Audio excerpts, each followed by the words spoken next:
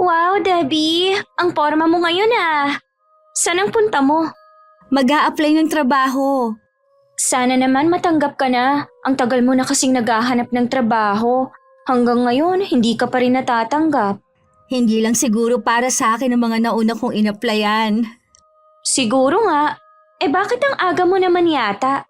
Mabuti na yung maaga para may oras pa ako makapaghanda. Kapag nagkatrabaho ka na at sumahod, libre mo ko ah. Oo ba? Ang bait mo talaga. Sige na, sumakay ka na sa parating na tricycle. Good luck sa pag-apply mo. May mga taong hindi kontento sa kung anong meron sila. Lagi silang nakasilip sa buhay ng iba. Tahimik man sa umpisa pero unti-unting lumalabas ang inggit sa kilos at salita. At bago mo mamalayan, nasira ka na sa iba ng tinuturing mong kaibigan. Magandang araw, Miss Gwen. Tawagin niyo na lamang akong Debbie. 30 years old at tubong Pampanga. May 1 taon na po akong nakikinig sa inyong channel. May gusto po akong ibahaging kwento na sarili kong karanasan. May ilang taon na ang nakakalipas. Sana mapili niyo ang aking sulat. Hello, Deb! Hindi ka yata lumalabas sa bahay ninyo. Ang init kasi kaya nasa bahay lang ako. May binili lang ako sa tindahan kaya ako lumabas sandali. Mukhang hindi ka na naman natanggap sa inaplayan mong trabaho ah. Oo hindi pa yata ito ang tamang panahon para sa akin. Hindi kaya may balat ka sa puwet? Naku, wala May balat ako pero sa braso, no? Ganun na rin yun. Talaga palang malas ka. Hindi lang inaalat. Sige, papasok na ako sa bahay. Uy, baka napikon ka sa sinabi ko ha. Biro lang yun. Gusto lang kitang patawanin. Siguro nga, totoong sinabi mo. Malas ako sa paghahanap ng trabaho pero hindi ako pwedeng tumigil sa paghahanap. Alam ko naman yun, kaya nga nagtatanong na rin ako sa mga kakilala ko. Baka may alam silang trabaho na pwede sa'yo. Salamat ha. Susubukan ko rin maghanap ng trabaho sa online para hindi sayang ang pamasahe ko. Mabuti pa nga yun ang gawin mo. Sa inyo ba, walang bakante? Wala Pero sasabihan din kita kapag hiring kami. Sige, saka na lang tayo mag-usap.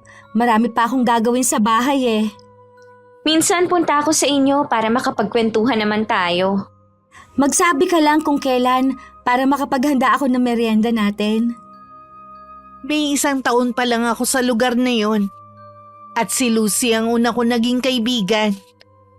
Ang bahay na tinutuluyan ko ngayon ay bahay ng ate ko na nagtatrabaho sa ibang bansa.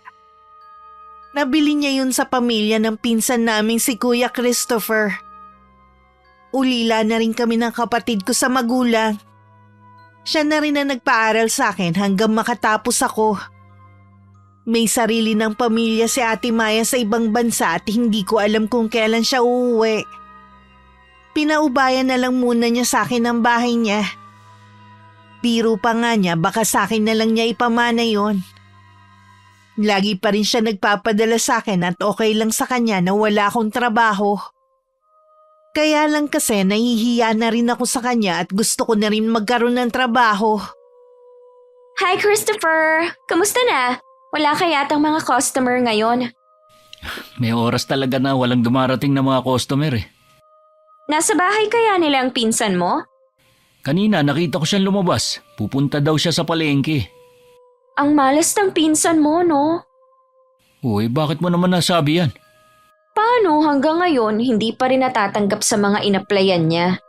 Hindi siguro para sa kanyang trabahong ina-applyan niya. Ganyan din ang sinabi niya sa akin Dati may trabaho naman siya. Kaya lang, biglang nagsara yung kumpanya. Sadyang malas nga lang talaga siya. Baka nga habang buhay na lang siyang caretaker ng bahay na tinutuluyan niya.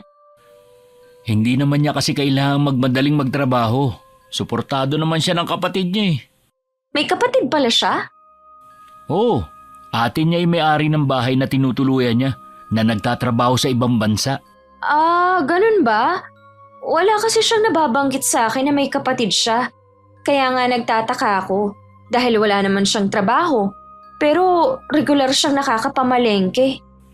Para sa akin, pinsan ko na ang pinakamaswerteng taong kilala ko.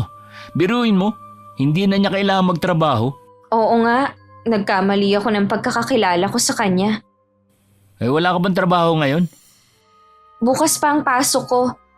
Kaya nga pumunta ako dito eh. Wala kasing magawa sa bahay. Puro na lang kasi daingan naririnig ko sa mga kasama ko. Ganun talaga, may obligasyon ka eh.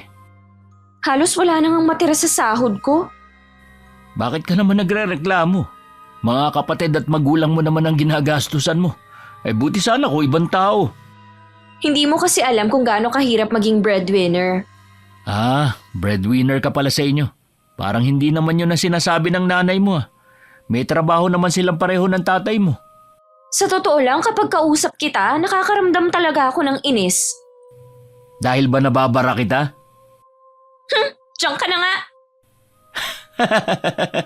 Uy, pikong ka naman masyado. Hindi ah! Nakakainis ka lang kausap. Nakasakay ako nun sa tricycle nang makita ko naglalakad si Lucy. Mukhang galit siya dahil hindi maipinta ang mukha niya. Palagay ko galing siya sa talyer ni Kuya Christopher. Sa likod naman ng talyer ang bahay na tinitirhan ko. Pagbaba ko, nakita ko si Kuya Christopher na may kausap. Tinanguan lang niya ako bago ibinalik ang atensyon sa kausap niya. Dumiretso na muna ako sa bahay para maayos ang mga pinamili ko. Katatapos ko lang magligpit nang may kumatok. Ang pinsan ko na pagbuksan ko ng pinto. Sa inyo ba galing si Lucy? Oo, pero hindi naman siya nagtagal. Napikon yata sa akin eh. Kaya pala nakasimangot siya kanina nung makita ko. Hindi nga niya ako napansin na nakasakay ako sa tricycle eh. Tuwing magkausap kasi kami, wala na akong naririnig sa kanya kundi puro daing. Sana pinakinggan mo na lang siya. Baka gusto lang ng makakausap ng tao eh. Eh lahat naman tayo mayroong pinagdadaanan. Akala mo kasi siya lang ang may problema eh.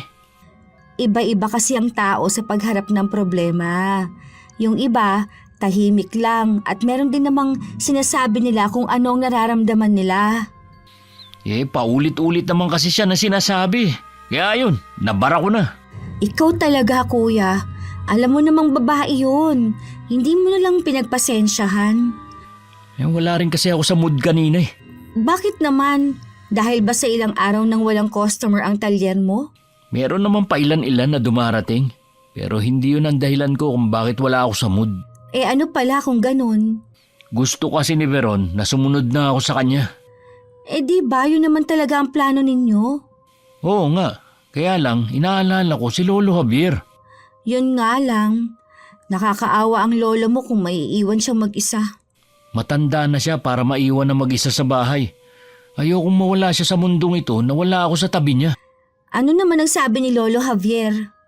Hindi pa nga niya alam na nagkausap na kami ni Veron. Ayokong sabihin. Sigurado kasi nasasabihin niyang huwag ko siyang alalahanin at sundin ko ang girlfriend ko. Mahirap ng desisyon niyang gagawin mo. Kaya nga eh. Mula bata, malapit na kami ng kapatid ko kay Kuya Christopher kahit bihira lang kami magkita noon. Madalas nga kasi kina Lolo Javier siya namamalagi na tatay ng nanay Raquel niya. Ang mga tatay namin na magkapatid na pareho nang namayapa sa murang edad. Hanggang nung makatapos siya, mas pinili niyang manatili sa poder ng lolo niya. Naiwan naman kami ni Ate Maya sa dati naming tinitirhan. Tuwing may problema si Kuya Christopher, madalas akong sinasabihan niya. Hindi man ako makapagbigay ng payo kahit papano gumagaan ang pakiramdam niya. Dahil nasasabi niya ang nasa kalooban niya. Oh, nandyan ka na pala apo. Saan ka galing? Sa bahay po ng pinsan ko. Kumusta na nga pala si Debbie? Nakahanap na ba siya ng trabaho? Okay naman po siya. Wala pa rin po siyang nahahanap. Kaya ang hirap naman kasi maghanap ngayon eh. Maliban pa ron, napakababa pa ng sahod. Sinabi niyo pa, Lolo. Mabuti na lang maayos ang kita ng talyer natin. May iba nga pala ako apo. Parang hindi ko na kayo nakikita nag-uusap ni Veron. Nag-uusap naman po kami. Kaya lang, madalang na dahil busy talaga siya. Wala ba siyang planong magbakasyon dito sa atin? 3 taon na rin mula nang umalis siya para magtrabaho sa Canada bilang nurse ha. Wala po siya nababanggit eh. Alam ko na namimiss mo na ang girlfriend mo. Sigurado na ganoon din siya. Opo. Kaya lang kailangan namin magsakripisyo para sa pangarap namin. At saka, umaasa pa rin sa kanya ang pamilya niya. Hindi ba niya sinasabi na ikaw na lamang ang sumunod sa kanya ron? Ay, napag-uusapan naman po. Kaya lang hindi naman ganun kadali. At saka magastos kapag sumunod ako sa kanya. Sa bagay nga. Pero kung sakaling maisipan mong sumunod sa kanya, meron naman akong naitatabing pera. Gamitin mo muna. Hindi ko po pwedeng galawin yun. Sa inyo yun. At meron kayong pinaglalaanan ng pera na yun. Sa'yo na rin naman yun mapupunta kapag namatay ako eh. Ay, si Lolo talaga. Huwag niyo nga mabanggit-banggit yan. Ang lakas-lakas niyo pa eh. Ni wala nga kayong iniindang sakit eh. Kahit ba wala akong sakit, kung oras ko na talaga, walang makakapigil. Huwag na nga po natin pag-usapan yan. Hindi naman sa tinatakot kita, Apo. Pero kailangan mong maging handa kapag dumating ang araw na mawawala na ako. Lahat naman tayo doon pupunta eh. Katatapos lang namin mag-video call ni Ate Maya. Nangangamusta siya at tinanong na rin kung natanggap ko na ang perang pinadala niya sa account ko.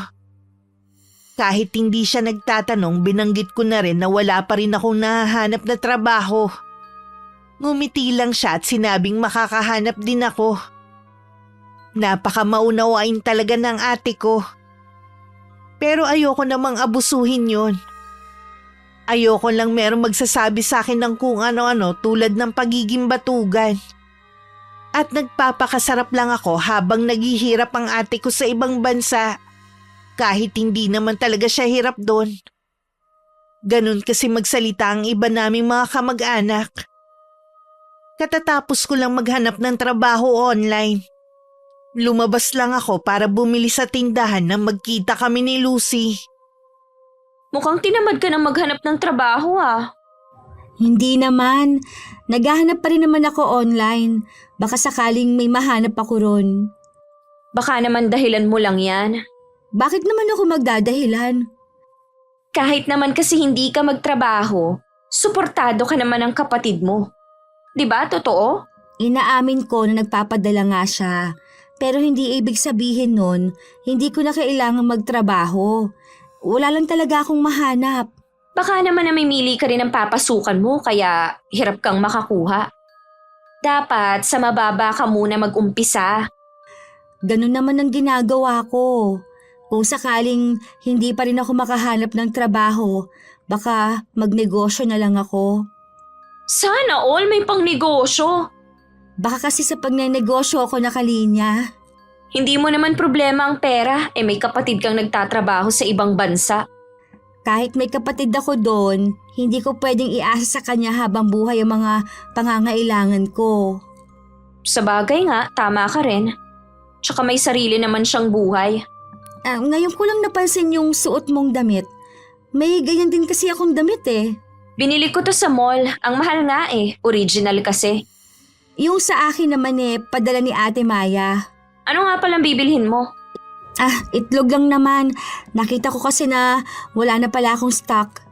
Kami sa bahay, isang tray nang binibili namin sa palengke para matagal maubos.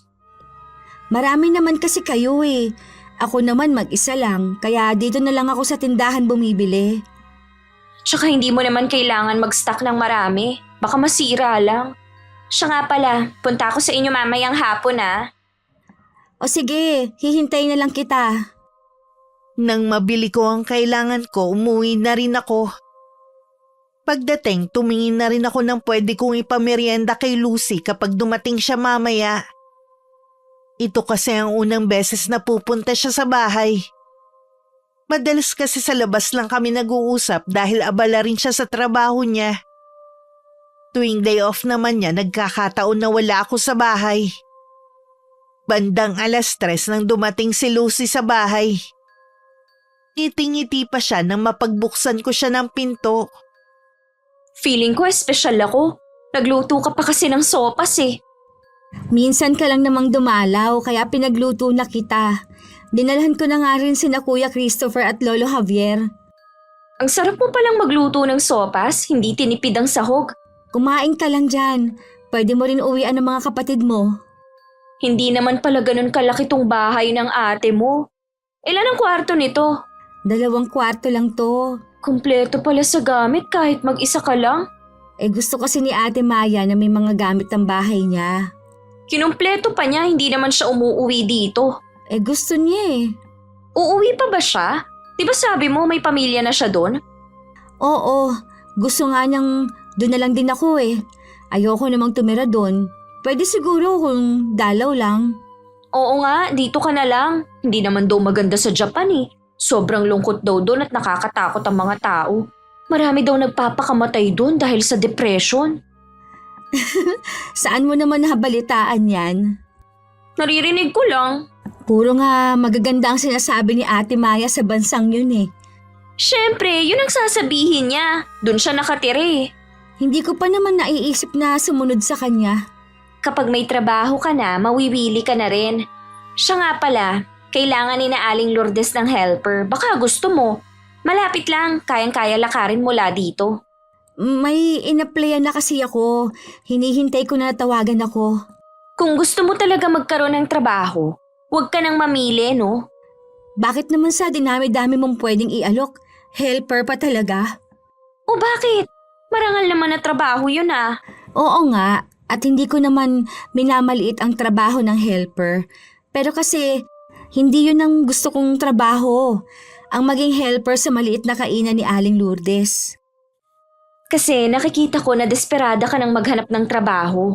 Kaya naisipan kong sabihin sa'yo. Hindi ko naman alam na hindi mo magugustuhan. Kung ikaw ba ang nasa kalagayan ko at alokin kita na maging helper, papayag ka ba? Depende. Kung kailangan ko na ng trabaho eh. Bakit hindi? Sayang naman ang pagpapaaral sa akin ng kapatid ko kung sa pagiging helper lang ako babagsak. Ah, nakatapos ka pala. Akala ko kasi hindi eh. Bago pa ako umuwi dito, tapos na ako ng pag-aaral. Uy, pahingi ng sopas ha. Sige lang. Halos lahat ng gamit dito sa bahay ninyo eh. Meron kami. Mas kilalang brand nga lang yung sa amin. Yung appliances nyo, saan mo binili? Sa TikTok lang ang mga yan.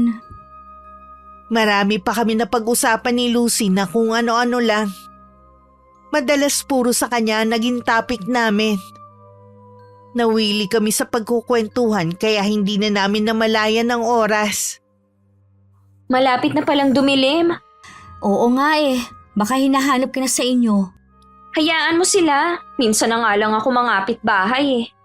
Kapag wala kang ginagawa, punta ka lang dito. Mawiwili nga ako na pumunta dito. Salamat nga pala sa sopas ha.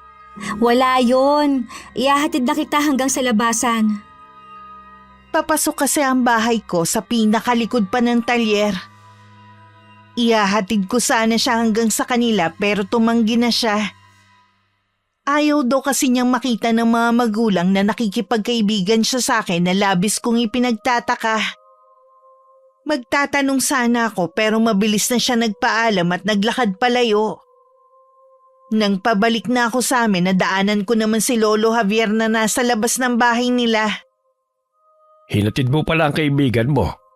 Hanggang dyan lang naman po sa labasan. Salamat nga pala sa sopa sa ibinigay mo. Nakalibre kami ni Christopher ng merienda. Walang anuman po. Si Kuya Christopher nga pala. May binibili lang na gamit dito sa talyer niya. Baka pauwi na rin yun. Siya nga pala iha. Huwag ka masyado magtitiwala sa kaibigan mo. Bakit naman po? Kahit 1 taon na kayo magkakilala, hindi mo pa rin siya lubusan na kilala. Hindi ko po kayo maintindihan, Lolo Javier. Ayan na pala si Christopher Uy, pinsan, nandito ka pala. Hinatid ko kasi si Lucy sa labasan eh. Dumaan na rin ako. Ganun ba? Aba, ginabi na yata siya ng uwi. Oo nga, kaaalis lang niya. Salamat nga pala sa sopas ha. Wala yun. Sige, uuwi na ako ha. Sige po, Lolo Javier. Kanina pa po ba kayo nag-uusap? May ilang minuto pa lang naman. Ang bait ng pinsan mo. Sa sobrang bait, hindi marunong kumilatis ang totoong kaibigan. Ang tinutukoy niyo po ba si Lucy? Oo, wala nang iba. Nandito naman po ako para protektahan ang pinsang ko. Hindi ko naman siya pababayaan. Uy, alam ko namang hindi mo siya pababayaan eh. Pero iba kasi kapag tuso ang isang kaibigan. Kung pagbabawalan po kasi nating makipagkaibigan ng pinsang ko kay Lucy, magtataka naman yun. Hayaan na lang muna natin ha. Baka maaga rin matuklasan ni Dave ang tunay na kulay ng itinuturing niyang kaibigan. Mula nang manggaling si Lucy sa bahay, madalas na siyang dumalaw. May pagkakataon pa nga na doon na siya kumakain ng tanghalian o kaya hapunan. Ayos lang naman sa akin yun dahil mag-isa lang ako. Gusto ko rin naman na may nakakasalo sa pagkain. Itinuloy ko na lang din ang pag-a-apply online para hindi na ako lumalabas. Susubukan ko rin ang sinasabi ni Kuya Christopher na virtual assistant. Isa lang naman ang napapansin ko kay Lucy kapag magkasama kami. Kung ano ang meron ako, sunod na araw meron na rin siya. Gaya ng bag na padala ng kapatid ko. Nagulat ako isang araw meron na rin siyang ganong bag. Meron ka na rin pala niyang bag? Oo. Sumahod kasi ako nung 1 linggo kaya bumili ako nito. Hindi ko naaalala na meron ka nga pala na ganitong bag. Para tuloy tayong kambal niyan. Kung anong gamit ko, meron ka na rin. Wala naman sigurong masama kung halos parehas tayo ng mga gamit. Wala naman talaga. Day off ko nga pala bukas. Tambay ako sa inyo May lakad kasi ako bukas. Baka hapon na ako makauwi. Ganun ba? Saan ka naman pupunta? May dadalawin lang akong kamag-anak at may bibilin ako na gamit sa mall. Siguro nagpadala na naman ang ate mo, no? Naku hindi, yung ipon ko ang bahala kong ipambili. Pasalubong ko, ha? O sige, kung may sobra sa pera ko. Meron yan, no? Ikaw pa ba? Papasok ka na ba sa trabaho ngayon? Oo. Tagal nga ng tricycle Lagi na lang ganyan. Tatamad ang mga driver dito sa atin. Alanganing oras kasi ang pasok mo eh. Yun na nga Sana makabili na ako ng sasakyan. Pwede naman Kaya naman ang sahod mo. Kaya talaga, no? Yun nga lang, alam mo naman dito sa lugar natin, ang daming inggitera. Bakit mo naman sila iisipin? Sa bagay nga, wala nga pala akong pakialam sa kanila. O ayan, may parating na. Ayoko dyan sumakay, no? Bulok ng tricycle ni Manong. Ang importante naman, umaandar pa at maihahatid ka sa pupuntahan mo. Maghihintay na lang ako ng ibang tricycle. Ikaw ang bahala. Inaalala ko lang kasi na baka malate ka sa trabaho mo. Hindi yan, no? Kahit malate ako, malakas naman ako sa boss ko. Naging abala na ako ng mga sumunod na araw. Halos hindi na nga ako lumalabas ng bahay. May sinalihan kasi akong training kung paano maging virtual assistant. Habang naghihintay ako ng tawag mula sa mga kumpanyang inaplayan ko. Dahil hindi naman ako lumalabas ng bahay, wala akong kaalam-alam na ako na pala ang sentro ng usapan ng mga tsismosa sa amin sa pangunguna ni Aling Marisa, ang nanay ni Lucy. Isang araw pinuntahan ako ni Kuya Christopher. Siya naman ang may dalang ulam na sisig. Yun ang madalas niyang lutuin kaya alam kong masarap yun. Tamang-tama, wala akong maisip na lulutuing ulam ngayon. Kaya nga dinamihan ko ng binigay sa'yo para may ulam ka hanggang mamayang gabi. Napapansin ko, hindi ka na lumalabas ng bahay. Hindi na rin pumupunta si Lucy dito. Marami kasi akong ginagawa ngayon Di wala kang alam sa kumakalat na chismis dito sa atin. Anong chismis? Tungkol sa'yo. Anong tungkol sa akin? Isa ka raw dakilang inggitera. Ano? Bakit naman ako magiging dakilang inggitera? Kanino ako nainggit? Di sa kaibigan mong si Lucy. Teka nga lang kuya. Sigurado ka bang akong tinutukoy nila? Oo naman. Wala namang ibang Debbie dito na kaibigan ni Lucy, di ba? Bakit naman nila nasabi na naiinggit ako sa kaibigan ko? Lahat daw kasi na makita mo sa kanya, ginagaya mo. Gaya ng damit at bag. Sinasamantala mo rin daw na may trabaho siya para gumastos dito sa bahay mo. Hindi yan totoo kuya. Siya nga itong ginagaya lahat ng meron ako. At wala rin siyang inilalabas na pera dito sa bahay. Siya pa nga yung may utang sa akin eh. Madali kasi maniwala ang mga tao dahil wala kang trabaho. Sino kaya nagpapakalat ng ganong chismis? Si Lucy, sino pa ba sa akala mo? Nanay niya nagkukwento eh. Hindi yun magagawa sa akin ni Lucy. Magkaibigan kami. Kaibigan ang turing mo sa kanya, pero siya ba? Kaibigan ang turing sa'yo? Oo naman, at walang dahilan para siraan niya ako. Mali talaga ang tiwala mo sa kanya, no? Kailangang malinis ko ang pangalan ko. Ayoko na tuwing lalabas ako, pagtitinginan ako ng mga tao. Naiintindihan kita. Si Lucy ang kausapin mo. Sa tingin ko, hindi na rin yun harap sa'yo pagkatapos ng ginawa niya. Huwag muna natin siyang pagbintangan. Walang ibang magsasabi nun sa nanay niya kundi siya. Noon pa, may inggit na sa'yo ang kaibigan mo eh. Kaya kanya sinisiraan. Kahit kailan, hindi ka itinuring na kaibigan ng babaeng yun.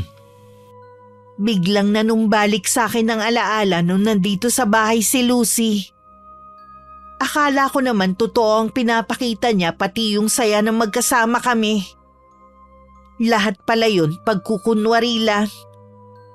Pagkatapos kong malaman ang lahat ng yun, pakiramdam ko na wala na ako ng gana sa lahat ng bagay.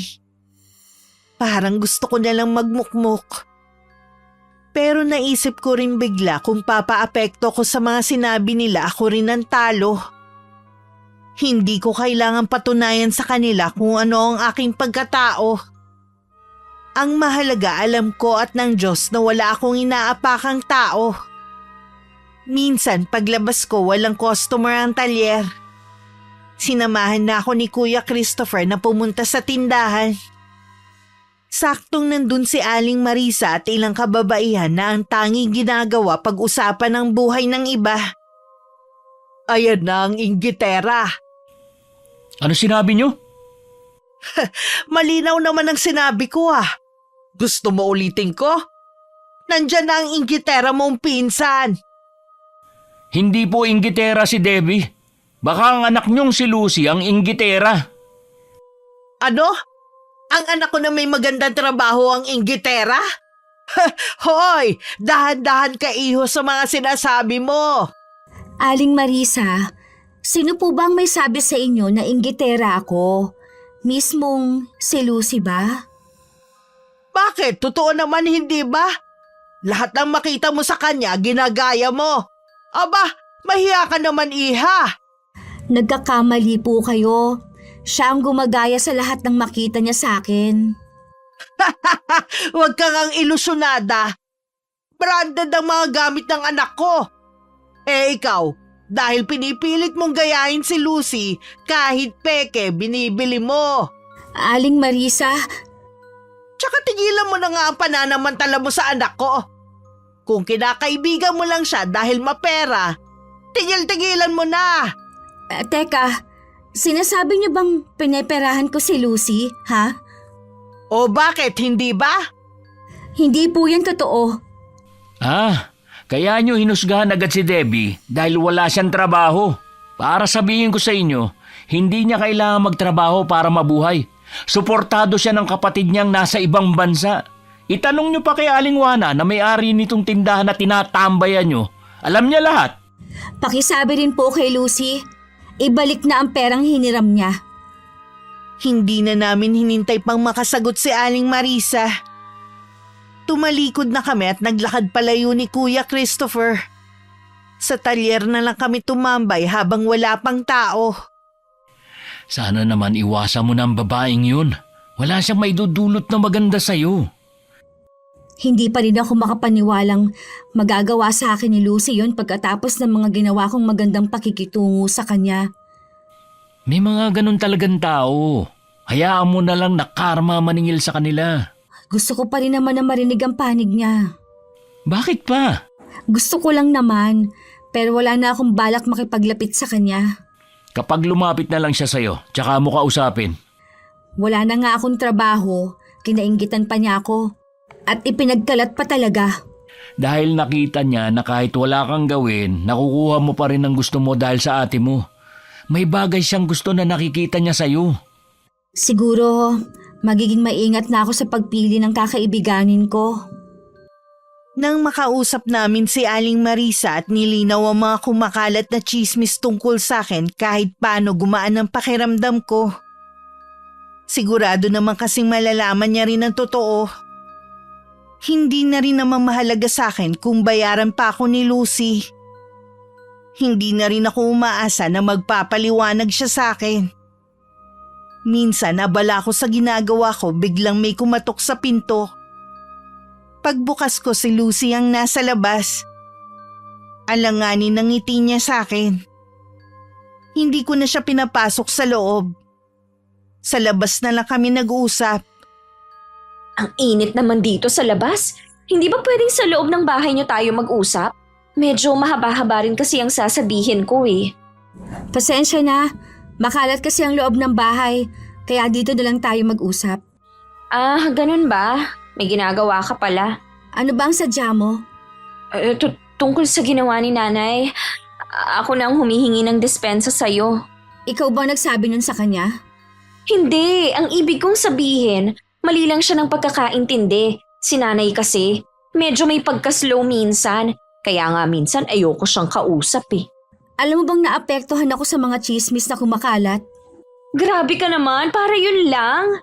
Bakit hindi mo na lang kasi sabihin na ikaw ang naiinggit sa akin? Binaliktad mo pa. Wala namang dahilan para mainggit ako sa'yo, no? Sigurado ka? Debbie, nandito ako para makipag-ayos sa'yo, hindi para makipag-away. Ayoko rin namang makipag-away kahit kanino, pero hindi ako papayag na masira ang pangalan ko. Hayaan mo, babawi ako sa'yo sa mga ginawa ni nanay. Yun palang utang ko sa sahod ko na babayaran ha. Naubos na kasi ang pera ko ngayon. Ikaw ang may sabi na babayaran mo ako, kaya aasahan ko. Kailangan ko na rin kasi. Hindi ka na ba pinapadalhan ng kapatid mo? Pinapadalhan? Galing kasi sa ipon ko ang pinautang ko sa'yo. Ayoko lang kasi na hindi maibalik agad. Huwag kang mag-alala, ibabalik ko agad yun. Yun lang ba ang sadya mo? Gusto ko sanang tumambay sa inyo, kaya lang sabi mo nga, makalat ang loob, kaya sa ibang araw na lang.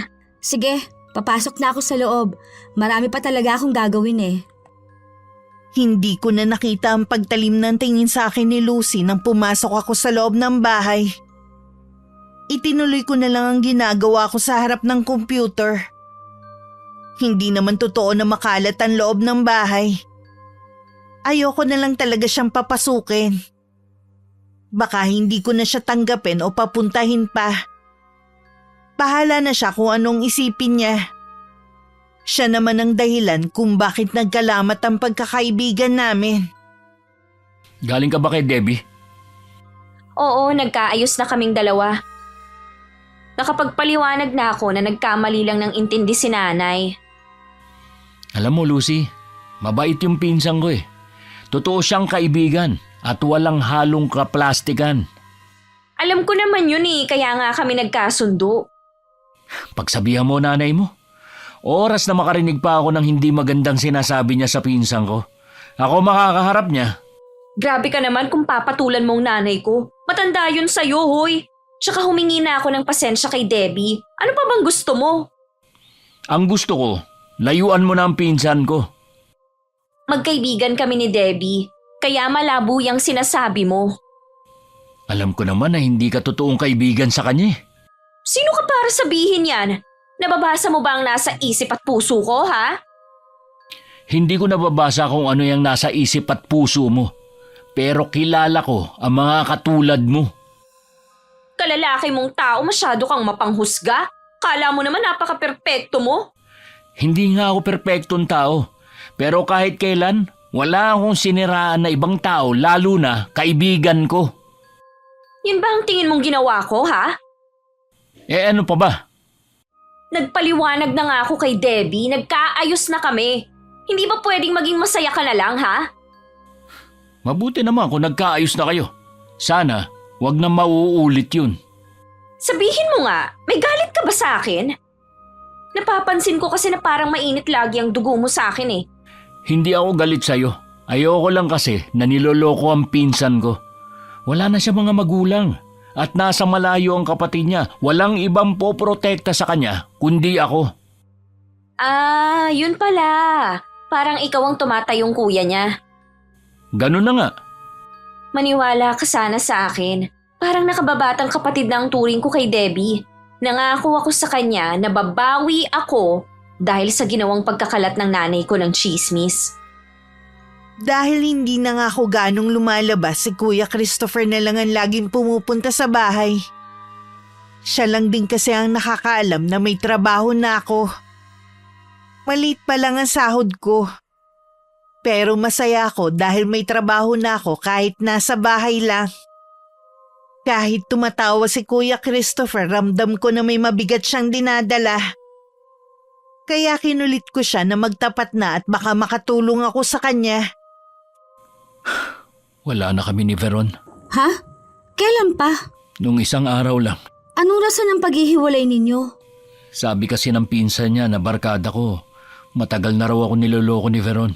Meron siyang ibang lalaki sa Canada. Nakumpirma mo bang totoo? Nung una, nagkakaila pa siya. Pero umamin din naman. Ang rason niya, natukso lang daw siya dahil magkalayo kami. Alam kong masakit, kuya. Pero baka naging daan na rin yon para hindi ka sumunod sa kanya sa Canada. Baka hindi ka talaga para doon. Siguro nga. Ang iniisip ko na lang, mabuti na rin na nagkahiwalay na kami. Hindi ko rin kasi kayang iwan si Lolo Javier dito eh. Makakalimutan mo rin si Ate Veron at makakahanap ka rin ng babaeng para sa'yo. Oo nga. Siya nga pala. Malapit na ang piyesta rito. Nabanggit nga pala ng kapitan natin na pwede daw magtayo ng stall malapit sa plaza. Pwede daw tindahan ng mga damit o pagkain. Kung sino daw ang interesado, lumapit lang sa barangay para makakuha ng permit. Gusto ko sana yan. Kaya lang may trabaho naman ako. Hindi ko maaasikaso. Kaya ako sinabi sa'yo, para partner tayo. Gusto nga rin tumulong ni Lolo Javier eh. Siya daw ang magbabantay. O sige, payag na ako. Dapat pag-isipan na natin ang pwedeng itinda. Hindi daw kasi pwedeng magkakapareho ng tinda para daw maraming pagpilian ng mga tao. Pareho naman tayong marunong magluto. Lalo ka na. Bakit hindi na lang sisig mo ang ibenta natin? Oo nga, pwede rin naman. Naalala ko. Paano naman ang talyer mo? May tauhan naman ako na maaasahan ko sa talyer eh. At saka pahapon naman na mag-uumpisa ang pagbubukas ng mga tindahan sa plaza. Di ayos na. Magiging abala ka na. Hindi mo na masyadong maiisip ang nangyari sa inyo ni Ate Veron. Yun talaga ang gusto ko, ang maging abala. Nang sumunod na araw, mas lalo kami naging abala ni Kuya Christopher.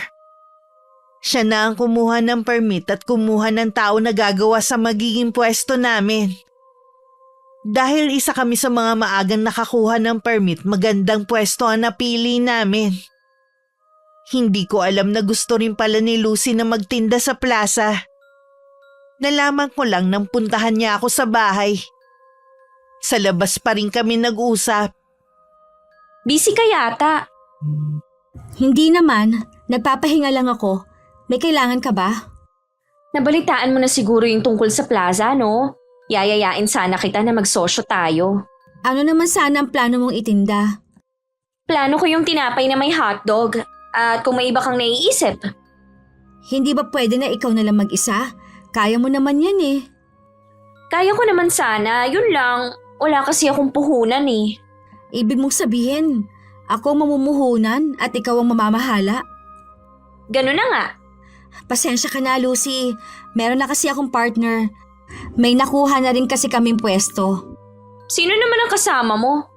Si Kuya Christopher. Hati kami sa lahat ng gastusin. Hindi ba ako pwedeng makisama na lang sa inyo? Kung tatlo tayo, mas masaya. Kasama rin kasi namin si Lolo Javier.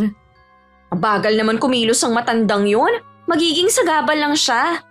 Huwag mong sabihin yan. Alam ko malaking tulong sa amin si Lolo Javier. Ay, paano ako? Gusto ko rin sana. Humanap ka na lang ng iba. Marami ka namang makukuha na kakilala mo eh. Siguro hanggang ngayon may galit ka pa rin sa akin dahil sa ginawa ni nanay. Kinalimutan ko na yon. Sana ikaw din. Siguro, mas okay kung kayong magpapamilya na lang ang magsama-sama para banding nyo na rin. Tutulong naman talaga sila sa akin pero wala kasi akong pampuhunan. Hindi naman pwede na isa lang ang mamumuhunan. Dapat hati kayo sa gastusin. Gaya namin ni Kuya Christopher. Ay, hindi ko na lang itutuloy ang plano ko. Subukan mo muna maghanap ng partner. Hindi mo ba naiintindihan ang sinabi ko? Wala nga akong perang ilalabas. Sino sa tingin mong makukuha ko, ha? Hindi mo kailangang magalit sa akin. Hindi mo kasi ako naiintindihan eh. Naiintindihan naman kita. Akala ko pa naman kaibigan kita. Walang kinalaman ng pagkakaibigan natin sa desisyon ko. Si Kuya Christopher ang unang nag-alok sa akin. Alangang tanggihan ko siya. Pasensya na. Sige, aalis na ako. Nakakaramdam naman ako ng konting awa kay Lucy. Kita ko sa mukha niya ang pagkabigo. Para bang katapusan na ang lahat sa kanya. Kung sakali mang nauna siyang magsabi, baka tanggihan ko rin siya. Kahit napatawad ko na siya, hindi pa rin maalis sa isip ko ang ginawa nilang mag-ina. Ilang araw bago mag-umpisa ang pagtitinda namin sa plaza, pumunta muna ako kina Kuya Christopher. Abala siya sa talyer niya. Kaya kami ni Lolo Javier ang nag-uusap ng mga oras na yon, habang pinapanood ang ginagawa ng pinsan ko at ng iba pa. Buti hindi ka niyaya ni Lucy. Galing nga po sa bahay nung nakaraan. Sabi nga niya magsosyo kami. May puhunan naman ba siya? Wala nga po eh. Gusto niyang ako maglabas ng pera at siyang bahalang mamahala. Bigla ko tuloy naalala ang mga sinabi ng nanay niya. Bakit parang lumalabas ikaw ang pineperahan nila ngayon? Samantalang sinasabi nila na wala kang trabaho. Hindi nga po yun mawala sa isip ko eh. Pero pinatawad ko naman na sila. Normal lang na maghinanakit ka sa kanya dahil tinuring mo siyang kaibigan. Tama lamang na dumistansya ka sa kanya pagkatapos ng ginawa niya sa iyo. Nakakamiss nga din yung mga pagkakataon na magkasama kami. Pero tama lang na lumayo na muna ako sa kanya. Pagtutuunan ko muna ng pansin ang sarili ko at ang mga gagawin pa. Iba nga pala ako, Iha. Siguro alam mo nang wala na ang apo ko at si Veron. Nabanggit nga po sa akin ni Kuya Christopher. Alam ko na matagal na siyang pinapasunod ng girlfriend niya sa Canada. Pero dahil sa akin kaya hindi siya makapagdesisyon. Hindi ko lamang maiwasan na makaramdam ng lungkot dahil sa nangyari sa kanila. Hindi naman po ninyo kasalanan naghiwalay sila. Meron pong ibang lalaki si Ate Veron. Kung sumunod na lang sana si Christopher sa kanya, hindi mangyayari na ibaling ni Veron ang atensyon niya sa ibang lalaki. Isipin na lang po natin na hindi sila talaga para sa isa't isa. Siguro nga ibang babaeng nakalaan sa apo ko. Sana lang makahanap na kagad siya ng kapalit ni Veron. Gwapo at masipag po si Kuya Christopher. Sigurado na maraming magkakagusto sa kanya. Naging abala na kami nung magbukas na lahat ng tindahan sa may plaza. Sa unang gabi marami na agad mga tao. Galing pa sa ibang mga barangay. Hindi naman kami nabigo dahil naubos ang paninda namin. Sa akin nakatoka ang pamamalengke sa umaga bago naman ako mag-umpisa sa trabaho ko online. Si Lolo Javier naman na naglilinis ng mga kalat at nagbabantay ng kaha. Si Kuya Javier naman na nagluluto ng sisig. Ang pwesto talaga namin ang dinadayo ng mga tao. Tuwing gabi rin, laging may palabas sa plaza. Meron na rin peryahan sa di kalayuan. Matulin na lumipas ang mga araw. Hanggang sumapit ang mismong araw ng piyesta. Mas dumagsa ang mga tao at pagkatapos nga din nun, unti-unti na rin nabawasan ang mga pumupunta sa bawat pwesto. Nung huling araw, namigay kami ng sisig sa mga katabi namin para matikman din nila. Ang ilan sa kanila nagbigay din sa amin ng mga tinda nilang pagkain. Ay, kahit puyat at nakakapagod, ang saya ng karanasan natin ng pagtitinda ng sisig. Sa isang taon, sali uli tayo. Oo ba? Yun din nga ang sasabihin ko. Kahit si Lolo Javier masaya Para nga siyang hindi napapagod. Oo nga eh. Sigurado na sasama ulit si Lolo Javier sa atin. Sigurado yun. Ay, siya nga pala. Natuloy ba magtinda si Lucy? Hindi ko alam eh. Hindi ko naman napansin kung nandun siya. Bakit mo naman naitanong? Wala naman. Bigla ko lang siya naalala eh. Balik na ulit tayo sa dati. Ako sa trabaho ko, ikaw naman sa talyer. Oo nga. Balik na rin sa paggawa ng halamang gamot si Lolo Javier. Nanggagamot pala si Lolo Javier? Dati, pero ngayon gumagawa na lang siya ng mga herbal. Ngayon ko lang nalaman. Kaya pala no, may nakikita akong langis sa bahay ninyo. Pinamimigay niya lang naman naman ngayon sa mga kakilala niya. Bakit hindi na siya nanggagamot? Wala na rin kasing pumupunta sa bahay para magpagamot. Wala na nga yatang nakakaalala kay Lolo Javier na dati siyang magaling na albularyo. Mas gusto na kasi ng mga tao na sa doktor magpatingin. Hindi naman lahat ng sakit kayang gamutin ng doktor. Nakaranas nga dati si Lolo Javier. May dinalang pasyente na matagal na raw nasa ospital pero hindi gumagaling. Nagbaka sakali lang yung ama na mapapagaling yun ni Lolo. Iniisip din kasi nung ama na baka daw kinukulam ang anak. Kinulam nga ang pasyente? Oo, dahil daw sa matinding inggit. Alam mo kung sino nagpakulam? Mismong pinsan niya. Grabe naman yun. Paano niya naaatim na ipakulam ang pinsan? Nakakabulag talaga ang inggit sa kapwa. Walang kinikilala. Sa loob ng mahigit 1 taon ko dito, wala naman ako nababalitang may nakulam. Baka wala lang mang kukulam sa panahon ngayon. Meron pa naman pero iilan na lang sila. Dati nababasa ko lang yan o kaya naririnig sa mga matatanda. Yun pala totoo ang kulam. Tanda mo, hindi lang tayo ang nilalang sa mundong ito. Yung mga imposible nating naiisip, totoo pala sila. Huwag kang manakot dyan. Mag-isa pa naman ako sa bahay. Hindi ko alam na matatakutin ka pala. Basta huwag ka na magkwento ng ganyan. Oo, hindi na. Nung gabi, kausap ko si Ate Maya. Plano nilang magbakasyon dito na mag-anak. Tuwang-tuwa naman ako sa binalita niya kahit matagal pa yon. Miss na miss ko na ang kapatid ko. Kahit madalas kami mag-usap, iba pa rin yung magkaharap kami at nayayakap ko siya. Kaya kapag wala akong trabaho, nag-aayos ako ng bahay at tinatapon ng mga hindi na kailangan. Malinis kasi sa bahay ang ate kong yon at ayaw na ayaw sa kalat. Habang inilalabas ko nga ang mga basura, dumating naman si Lucy. Mukhang busy ka na naman ah. Oo. Tinapon ko na mga hindi kailangan. Day off ko ngayon kaya ako nagpunta. Pasensya ka na. Ang dami ko kasing gagawin eh. Pagkatapos ba ng paglilinis, may gagawin ka pa? Oo eh. Ay, magtapat ka nga. Iniiwasan mo ba ako? Ayaw mo na ba akong papasukin sa bahay mo? Hindi naman sa ganun. Marami lang talaga akong ginagawa. Tsaka may trabaho na rin kasi ako. Os, paano ka magkakatrabaho? Hindi nga kita nakikita na lumabas. Online ang trabaho ko. May 1 oras na nga lang bago mag-umpisa ang trabaho ko eh. Talaga? Kapag siniswerte ka nga naman. Tiyagaan lang talaga sa paghahanap. Tipid ka na nga sa pamasahe araw-araw. Siguro malaki pa ang sahod mo. Hindi naman, sapat lang naman. Ayaw mo pang aminin. Hindi naman kita uutangan eh. Yung utang mo nga pala, kailan mo babayaran? Sinisingil mo pa yun? Malaki na nga ang kinita nyo sa pagtitinda ng sisig at may maganda kang trabaho. Ibalato mo na lang sa akin yun.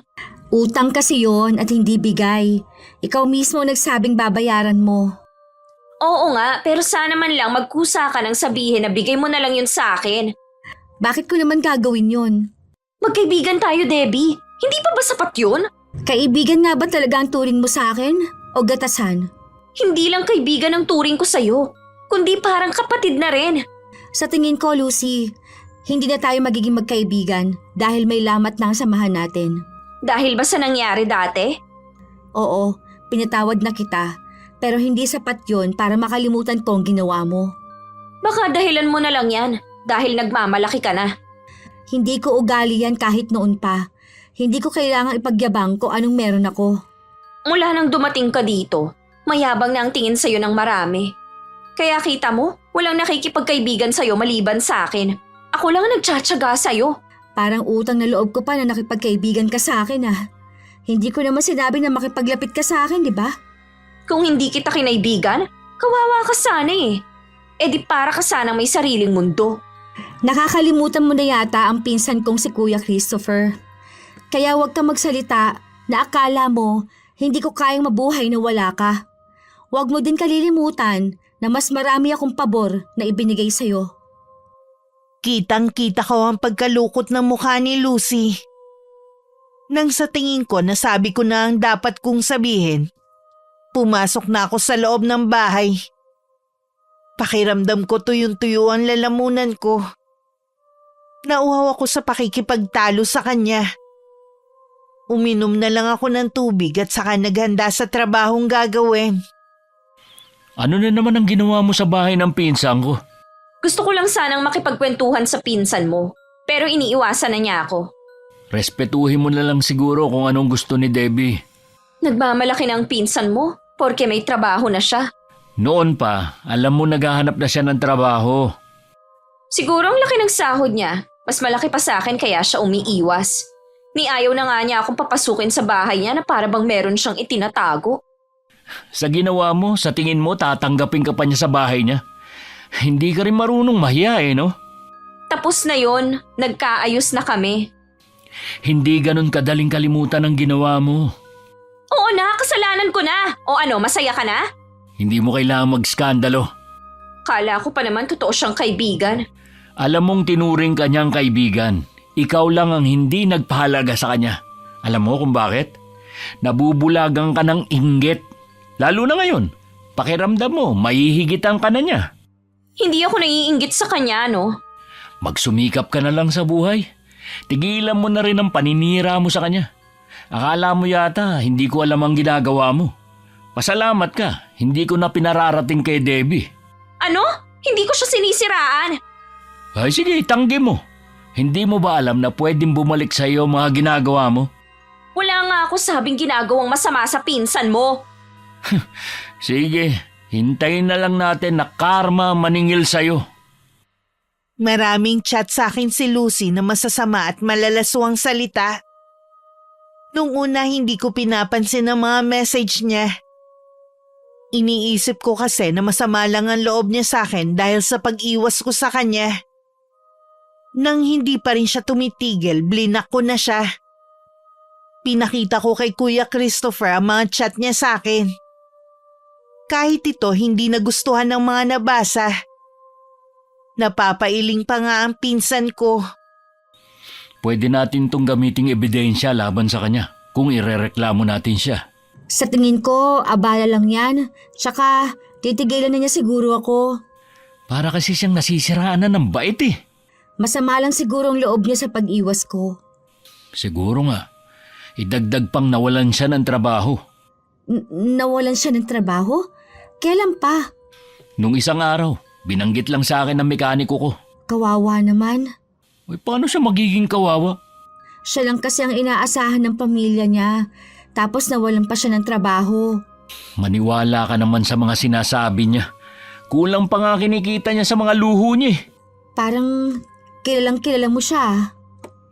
Pinsan niya kasi yung mekaniko ko at magkapit-bahay lang sila. Siya nagkukwento sa akin ng tungkol kay Lucy. Noon pang araw, gusto ka na niyang balaan. Nag-aalangan lang daw siya at baka siya pang lumabas na masama. Iba daw ang ugali ng pinsan niyang yun. Ay, tama lang pala kung gano'n na iwasan ko siya. Sisiguruhin ko na hindi ka na niya mapupuntahan. Dadaan naman siya sa harapan ng talyer ko kapag pupunta siya sa bahay niyo. Salamat kuya. Mabuti na lang nandyan ka. Naiisip ko nga minsan bumalik na lang sa dati naming tinitirhan ni Ate Maya. Yun ang wag mong gagawin. Mas lalong walang titingin sa'yo doon. Naisip ko lang naman yun. Hindi pa naman buo ang desisyon ko. Alam mo ba ang isa sa dahilan ni Maya kung bakit niya binili ang bahay na yan sa amin? Kapakanan mo ang iniisip niya.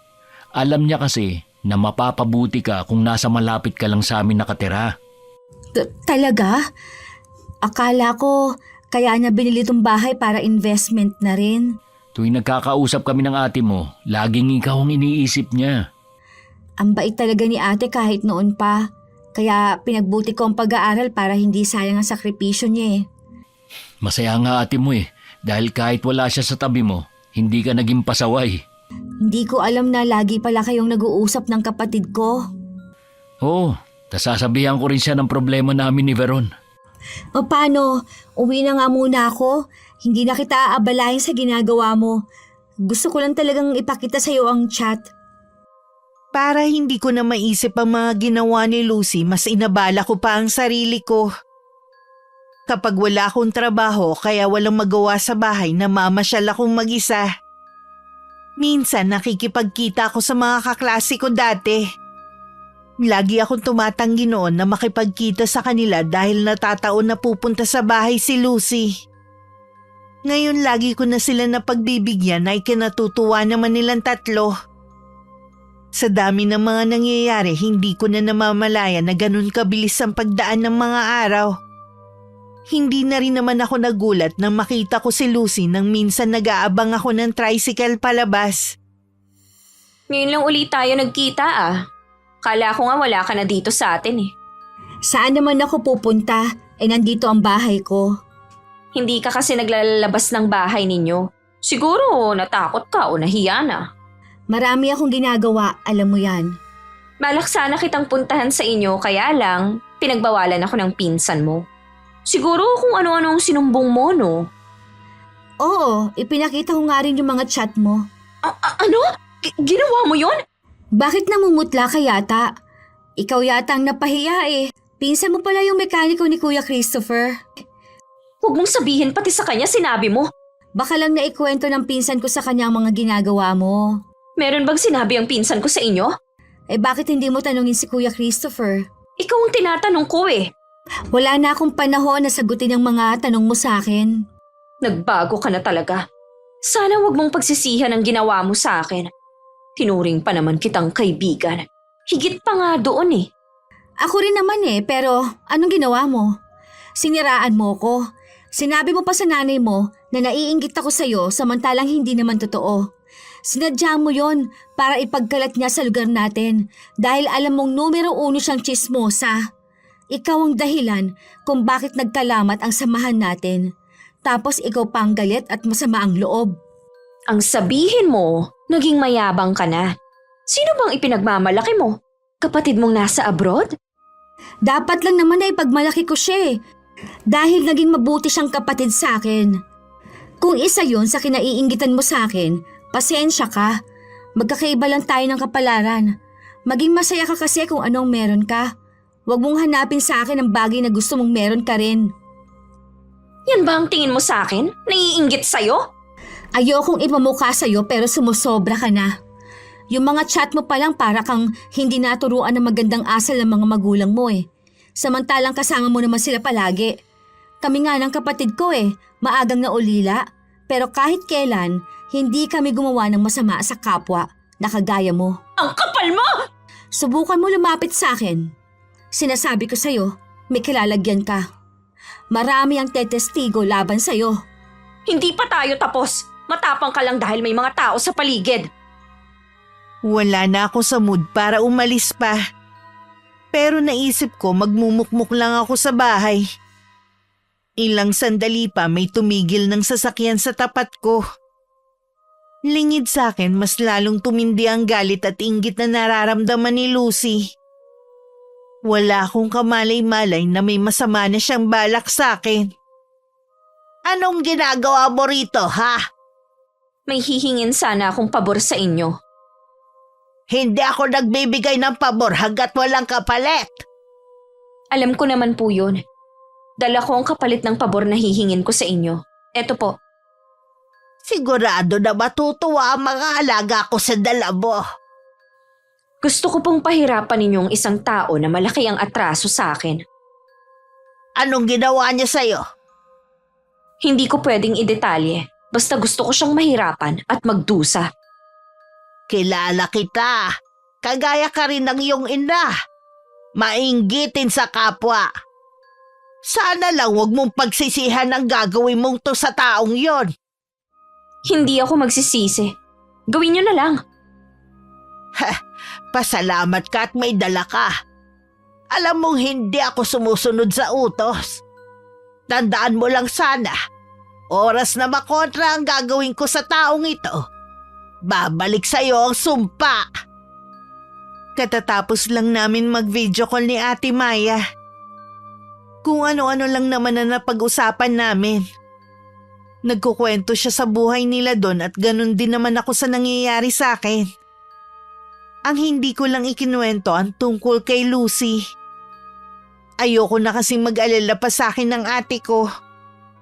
Marami na siyang inaalala para dagdagan ko pa. Pagtingin ko sa oras sa cellphone ko, nagulat pa ako nang mapansin na mag-aalas 12 na pala ng tanghali. At wala pa akong sinaing. Papunta na sana ako sa kusina nang makita kong may itim na usok na lumusot sa ilalim ng pinto. Ano kaya yun? Mukhang gutom na ako.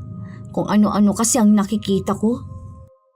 Hindi pa rin mawala sa isip ko ang nakita kong itim na usok. Noon lang kasi ako nakakita ng ganon. At noon lang naman may nangyaring kakaiba sa bahay na yon. Kinuha ko na lang ang insenso na binili ko online. Umaasa ako na kung ano man na nakita ko may tataboy nito. Nung gabi habang natutulog, bigla na lang ako nagising sa boses na bumubulong malapit sa tenga ko. Paulit-ulit niyang tinatawag ang pangalan ko.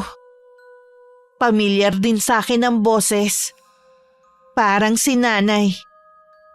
Nagmulat ako ng mga mata. Tumambad sa akin ang madilim na paligid. Nagpapatay talaga ako ng ilaw bago matulog. Nang akma akong babangon, hindi ko maigalaw ang katawan ko. Nahihirapan akong huminga na parang may mabigat na nakadagan sa dibdib ko. Pinilit ko pa rin gumalaw pero habang pinipilit ko parang may nakagapos sa akin na lalong humihigpit. Nang mapagtanto ko ang nangyayari sa akin, nagdasal ako sa isip ng paulit-ulit. Hanggang maramdaman ko nang bumabalik sa normal ang pakiramdam ko. Kinabukasan, ikinuwento ko kay Kuya Christopher ang nangyari sa akin. Sleep paralysis ang nangyari sa'yo. Madalas ba mangyari sa'yo yan? Kagabi lang nangyari sa akin yun. Marami ka bang kinain kagabi? Baka dahil dun. Tinapay lang ang kinakain ko sa gabi eh. Salamat naman at walang masamang nangyari sa'yo. Mabisa talaga ang dasal. Oo nga. Mukhang kulang ka sa tulog. Magpahinga ka na muna dito sa bahay. Hindi ako inaantok eh. May sasabihin pa ako sa'yo, kuya. Ano yun? May nakita kasi akong itim na usok sa bahay kahapon. Hindi ako sigurado kung totoo ba yun o namamalikmata lang ako. Ay, wala pa naman si Lolo Javier para matanong natin sa kanya. Nasaan siya? Kahapon pa siya umalis eh. Dinalaw niya yung pinsan niya na nakaratay sa higaan. Sabi kasi ng mga anak, ilang araw na daw hindi makatulog dahil sa bisitang umaaligid sa bahay nila. Anong ibig mong sabihin? May paraduno na paiikot-ikot sa bahay ng pinsan ni Lolo Javier. Sila ang uri ng aswang na nag-aabang sa isang bahay na may nakatirang tao na may sakit. Totoo pala talaga ang aswang. Totoo mga nilalang ng dilim. Naghihintay lang sila ng pagkakataon. At yung nakita mo na itim na usok, totoo yun. At hindi ka lang namamalikmata. Ano kaya ang pakay ng itim na usok na yun? Pagdating pa ni Lolo Javier, saka natin malalaman. Ang mabuti pa, dumito ka na lang muna sa bahay. Ayos lang naman ako sa araw. Tsaka busy ako sa trabaho eh. Pwede kayang sa gabi na lang? O sige, kapag may nangyari, tumawag ka kaagad sa akin. O kaya, sumigaw ka. Maririnig ka naman ng mga kapitbahay mo eh. Nang may dumating na mga customer si Kuya, umuwi na rin ako sa bahay. Pagdating, nagsindi ako ng kandila sa harapan ng altar at nag-alay ng dasal. Tatalikod na sana ako nang biglang namatay ang sindi ng kandila. Nang muli ko yung sindihan, namatay ulit. Kung sino ka man na nandito sa loob ng bahay ng ate ko, hindi ka magtatagumpay sa binabalak mo. Napaatras ako nang bigla na lang lumitaw ang itim na usok sa harapan ko. Napasigaw ako habang nangangatog sa takot habang lumalapit ito sa akin. Kahit nanginginig ang buong katawan, pinilit kong makarating sa may pinto hanggang makalabas at makarating sa talyer. Kuya Christopher! Oh, ano nangyari sa'yo? Yung itim na usok nagpakita na naman. Dito ka lang. Titignan ko. Noon ko lang napansin ang mga tingin sa akin ng mga taong nandun. Natuon ang pansin ko sa pinsan ni Lucy. Parang may gustong sabihin ng mga titig niya. Makalipas ang ilang sandali, bumalik na rin si Kuya Christopher. Dala niya ang cellphone ko at susi ng bahay. Pinapasok niya muna ako sa loob ng bahay nila at saka binigyan ng tubig. Salamat, kuya. Huwag ka munang uuwi sa inyo. Ano kaya yun? Bakit niya ako ginugulo? Hindi ko masasagot ang mga tanong mo. Tingin ko, si Lolo Javier lang ang makakapagbigay ng sagot sa atin. Ayokong isipin ng mga tao na para na ako nababaliw. Huwag mo silang intindihin. Hindi naman nila alam ang pinagdadaanan mo eh.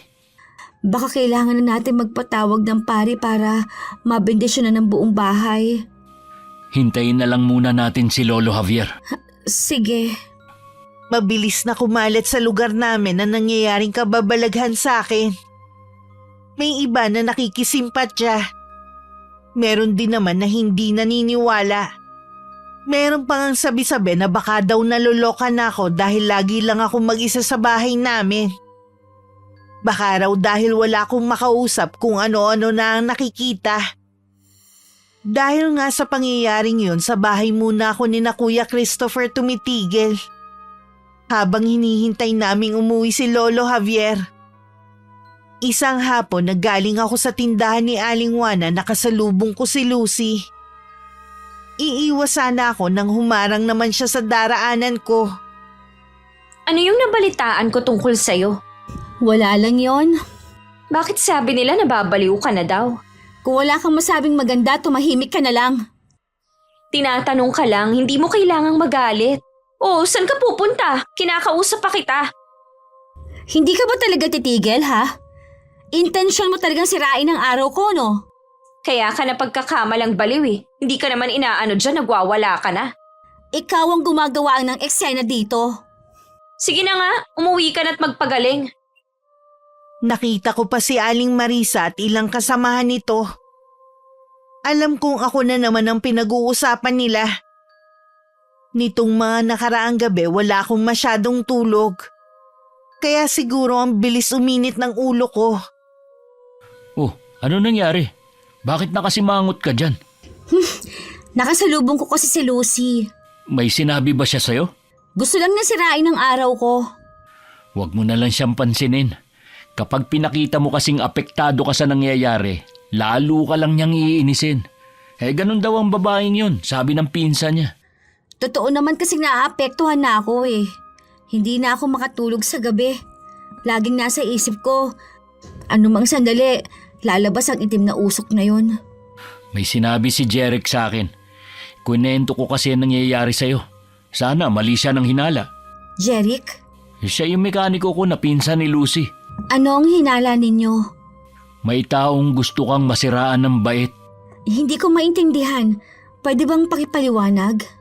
Baka may isang taong gumagamit ng karunungang itim para masiraan ka ng bait.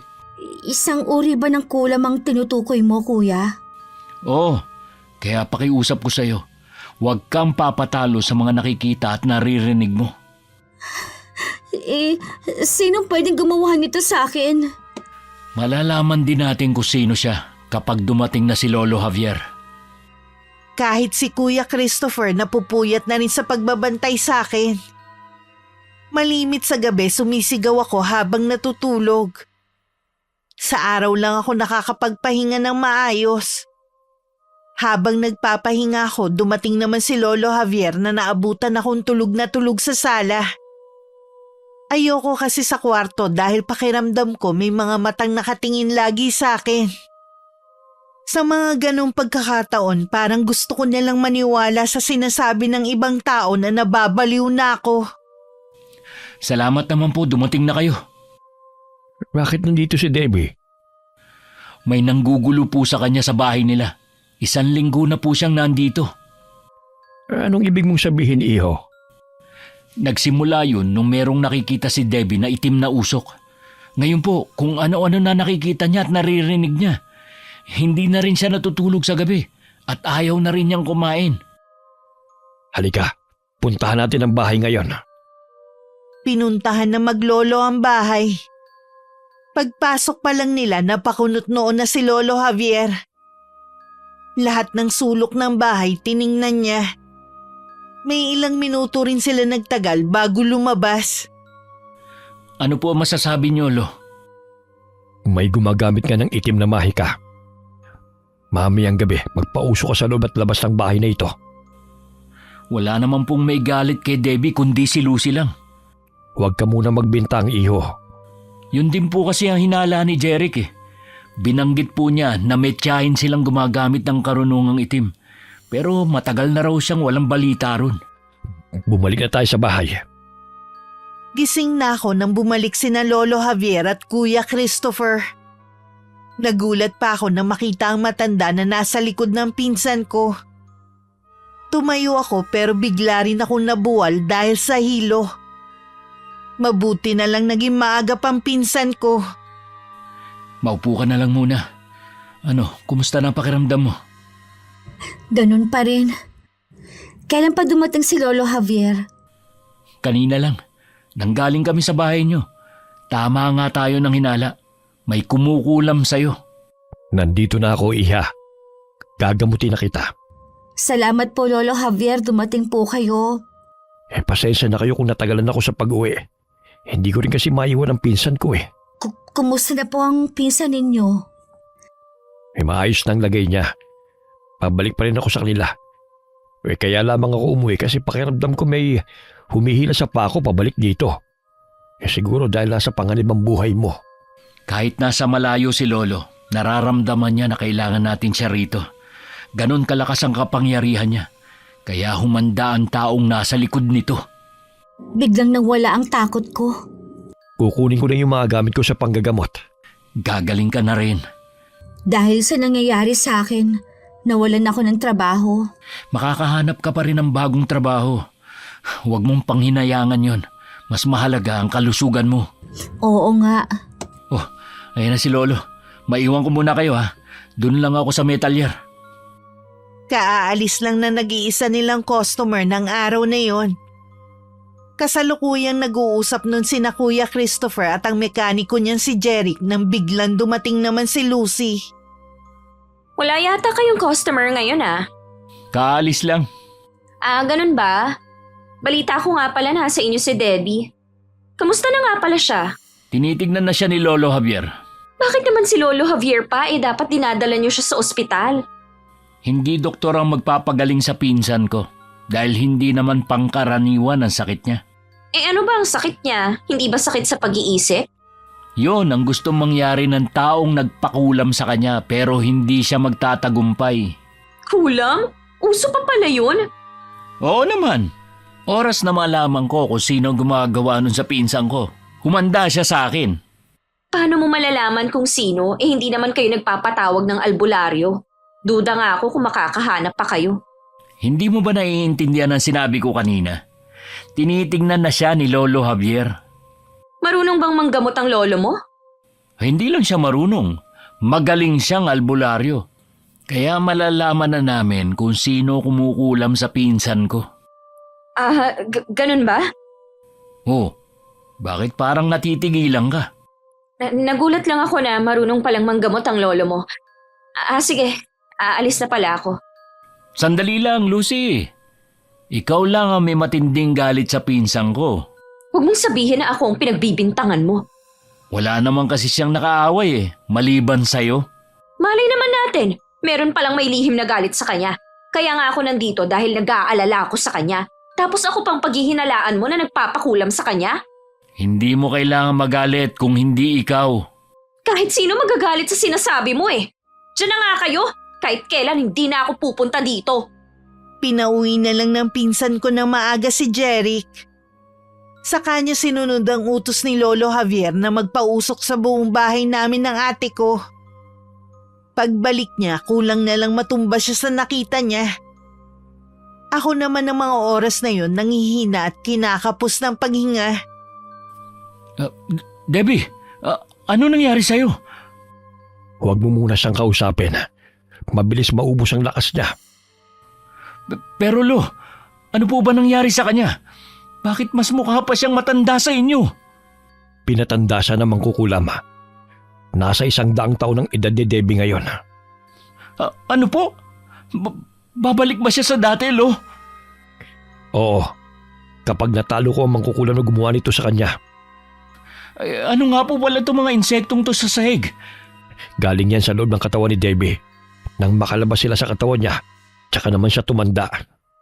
Nakakaawa naman ng pinsan ko. Hindi niya dapat nararanasan ng ganitong pagdurusa. Huwag ka mag-alala.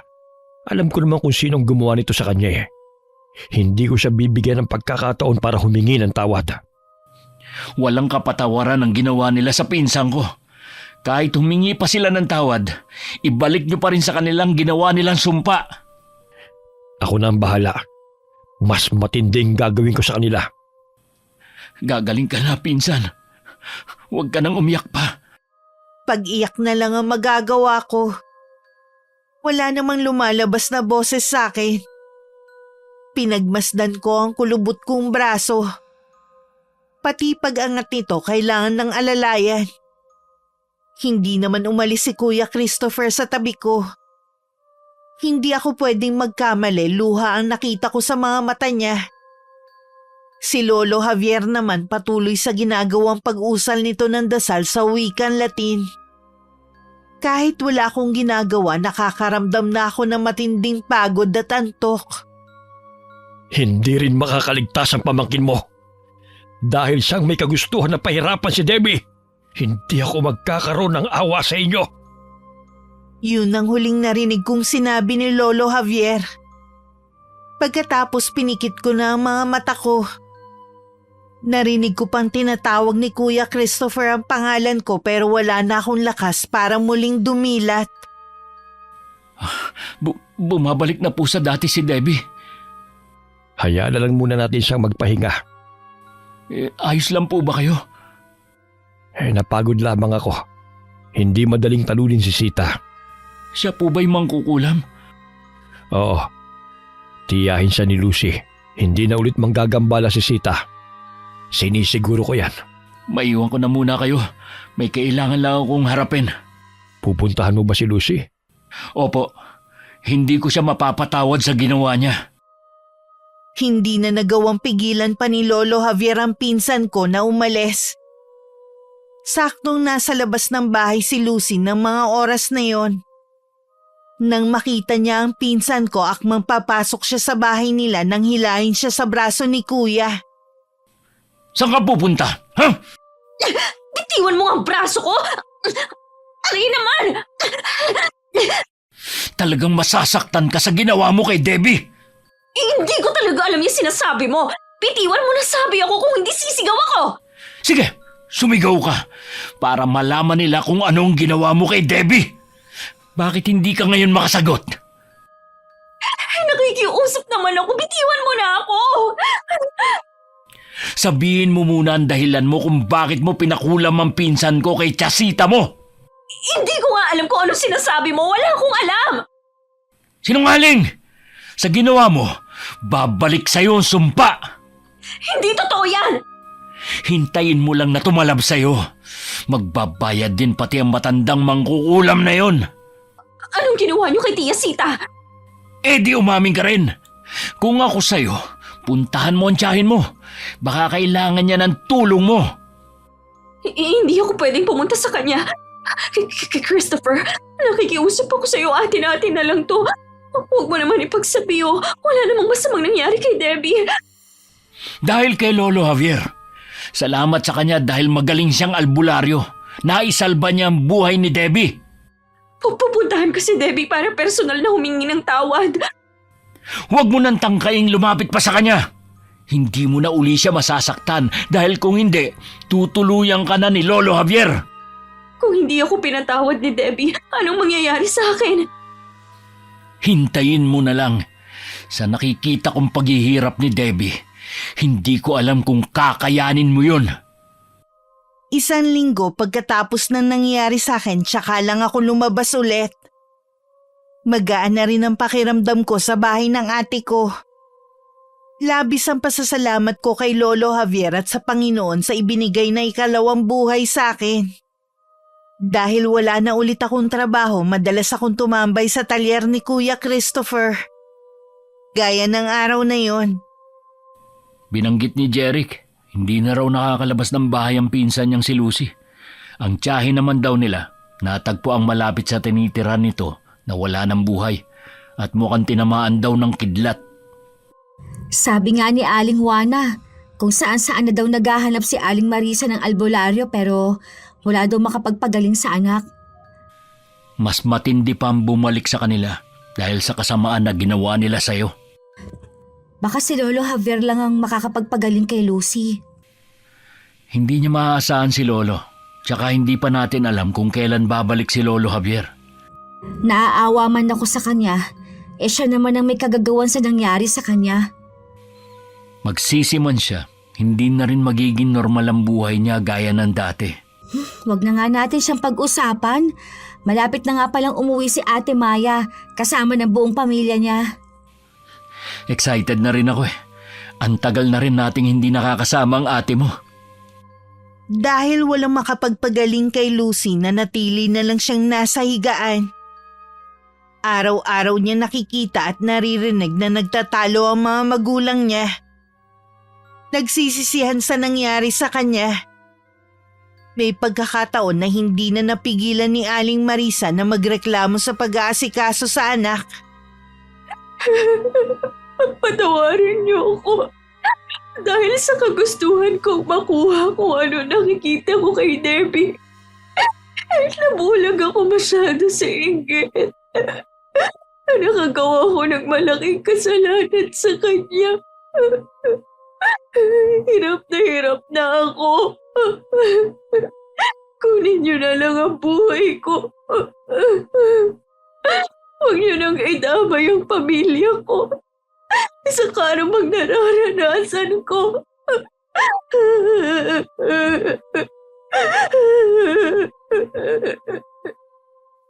May mga kasalanan talaga na hindi basta nabubura.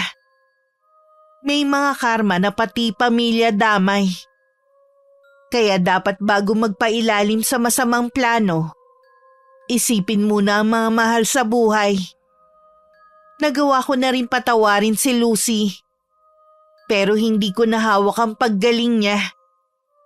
Sa kasalukuyan may maayos na akong trabaho at dun pa rin ako sa bahay ng ate ko nakatira. Si Kuya Christopher naman may bago ng nobya at nagpaplano na magpakasal sa 1 taon. Iba talaga ang buhay na meron kapayapaan sa puso't isipan. Maraming salamat Miss Gwen sa pagbasa ng aking sulat para sa araw na ito. Sana nakapaghatid ng aral at inspirasyon ang kwentong ibinahagi ko sa inyo. Wakas.